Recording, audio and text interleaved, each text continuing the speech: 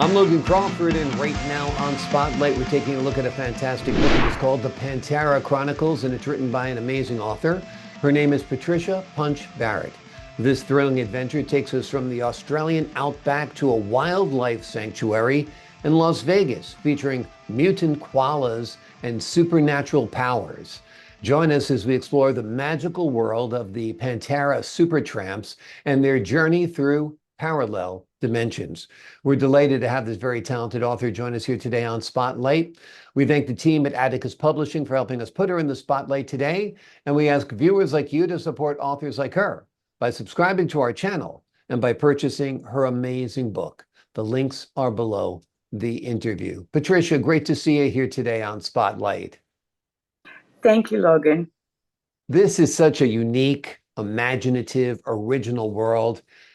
What the heck were you thinking? How did you come up with all of this? Oh, well, it actually started decades ago when I was on my first teaching assignment in Melbourne, Australia. And within a few weeks of having started my assignment, we were given a summer break because the seasons are reversed down there. So one of the American friends that I had come over with bought a used VW and wanted to go up to the Gold Coast. So I thought that was a great idea. Yeah. So we got in the VW and started out on a Sunday. We got 60 miles outside of Melbourne and the car broke down. So on Sundays, at least at that time, all the shops were closed. You couldn't get help for anything. And so we looked around and we saw a farmhouse down the road. So we hiked on down, and they were very warm and welcoming, recognized immediately that we were American. And they invited us in and tried to get us a mechanic. But again, you couldn't get anybody out on a Sunday. So they said, well, why don't you stay the night with us? And we really had no choice. So we did. And they were so warm and wonderful. They made us comfortable, gave us beds. And the farmhouse was incredible because they had the side for the people. And then there were animals in an enclosure on the other side of the house. But the best part, well, after the farm breakfast that they gave us in the morning, the woman said, well, come on outside. She said, I'd like to show you something. And she pointed to this tree that was filled with koalas. It was just like magic. And we were so enthralled. And then after we left and we got the mechanic and we're back on the road, and we got close to the Gold Coast and we stopped in for a bite to eat at a restaurant. They recognized that we were Americans, and they said, oh, we have something special to show you, and pulled out a shoebox with a baby koala in it that had been orphaned. So, this was the beginning of my koala love. I was a confirmed koala lover at that point. So we had a great time, and I spent about a year in Australia, and then I went to Alaska. And had started my teaching career up there. And toward the end of the 80s, I had read a news item about global warming, and I was immediately impressed and concerned. And it wasn't something that was mainstream at that time, but I thought it was important.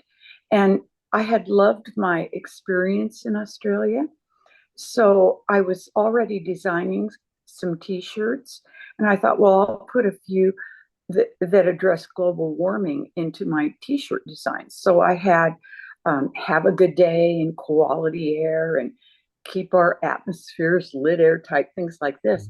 And they were being sold in the local shopping mall, and they were selling out. But that kind of dissipated after a while. The screen company, the screen like the silk screening that makes a t-shirt, and Stormy Screens. So they were gone. And then I just kind of went on with my teaching career. And uh, oh, towards the 90s, I decided to go back to Australia on holiday at Christmas time. And I went to the Gold Coast. The plane stopped in Hawaii. And then when I got to the Cairns and the Gold Coast and everything, I arrived with driving rain, and I thought, oh my goodness, I've traveled halfway around the world and it's raining. I thought it'll be gone tomorrow. So I get to Reef Terraces, and I kept getting phone calls from the desk saying, well, if things get really bad, well, we think you should stay in the laundry room. And I'm like, what? And then, well, if things get really bad, you should fill your bathtub. I said, I already took a bath. I didn't get it. And I had arrived with a level 4 hurricane. Wow. And for the next 6 days, I was indoors, and there were uprooted palm trees going by the windows, but being blown by the windows. It was very difficult just to get from the unit that I was in to the restaurant. But there were people at the restaurant, one of whom worked at Quicksilver, so they were still able to get me into a Quicksilver cruise to the outer reef, and I was able to go snorkeling and diving. The visibility wasn't that great after the hurricane, but it was fun. And then I also went on an eco trek at the Daintree rainforest. And we traveled in a Jeep. It was for hours to get there, but it was incredible. And the Daintree is one of the few rainforests on the planet that has never been submerged underwater. And the biodiversity there is greater than perhaps anywhere else on the planet. So I was really glad that I was able to make that trip. And I did get to go out to the reef and to the rainforest. And these experiences stayed with me. I then, after I retired, before I retired, this is still in Alaska now, went back to Alaska, and I began to notice the signs were all around me about global warming, because I had a friend that used to hike up to Flat Top Mountain once a year and have a picture of her family members with the glacier behind. And each year the glacier was disappearing to the point where it wasn't there anymore.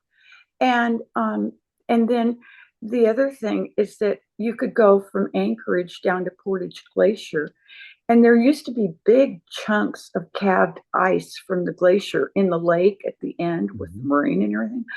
Those melted. Those were no longer there. So, the signs were all around. And then I moved to San Diego to be with my parents down the Golden Slope. And after they passed, I moved to Henderson. And, I read this article that told me I need to write this story. It was an article about koalas in the Las Vegas Review-Journal, and how their populations were being decimated by a retrovirus. I didn't know about this. And so I read about that, and I started thinking about this story, and the puzzle pieces started coming together. And I thought, well, it would be great to start an adventure story in Australia and incorporate the aspects of the community that I live in now, because there are many ranchos. Some of them have been developed into suburban areas, and some of them are still land, and there's a lot of parks and things like this surrounding Las Vegas. But between the ranches and the ranchos around Las Vegas and the circus, the Cirque du Soleil is so inspiring. They have outreach programs into the schools, and they're just amazing. And I've been to a lot of the shows and the entertainment and everything. I thought it would be so fun to have a story that highlighted and underscored the impact of climate change and also at the same time was entertaining. Hmm. So these things kind of were there, but they came together in a way that I thought, I can write this story now. Yeah. So I did.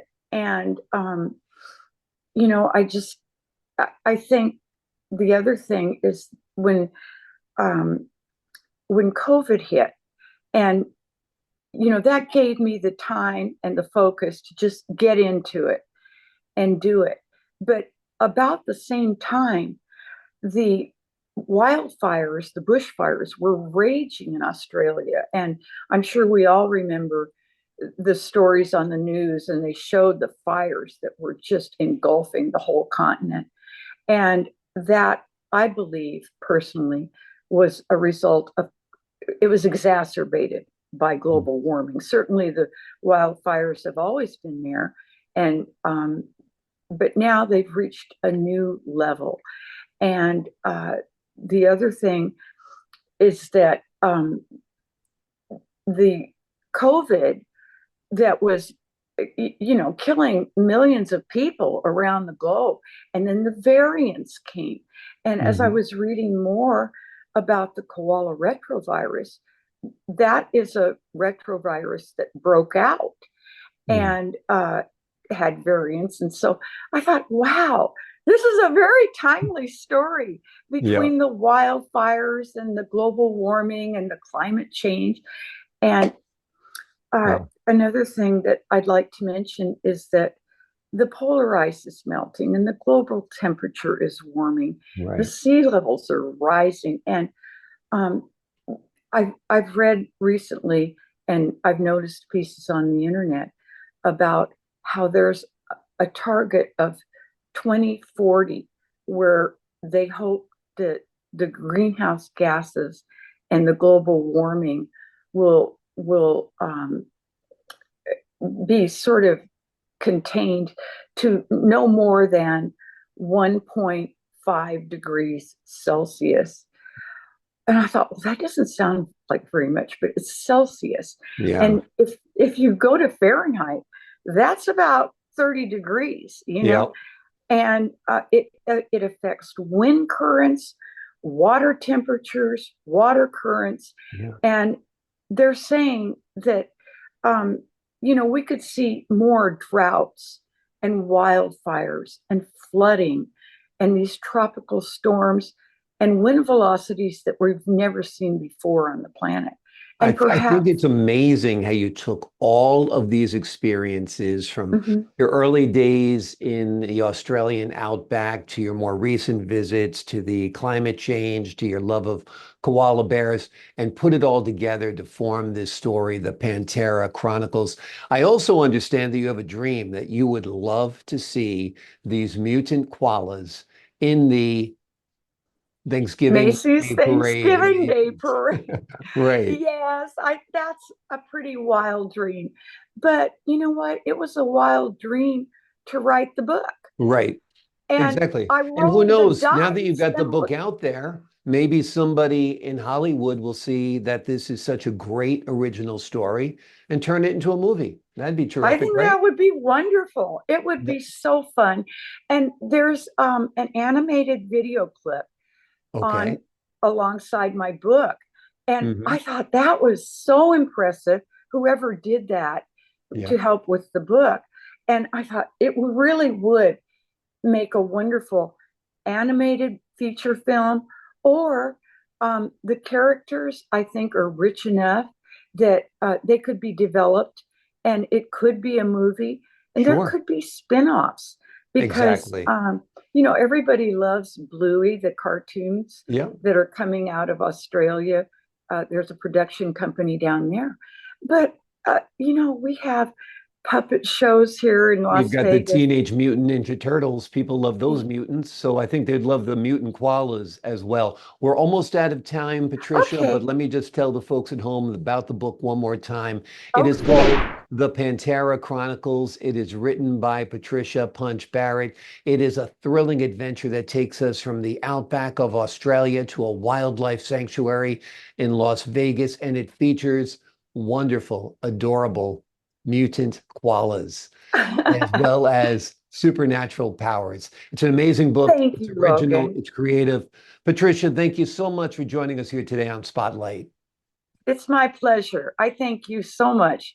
And the work that you do to bring the spotlight to new writers. Thank you so much. I appreciate that. It's a pleasure putting you in the spotlight today for sure, and your work. And to the folks at home, I'm Logan Crawford, thanking you for your time this time until next time on Spotlight.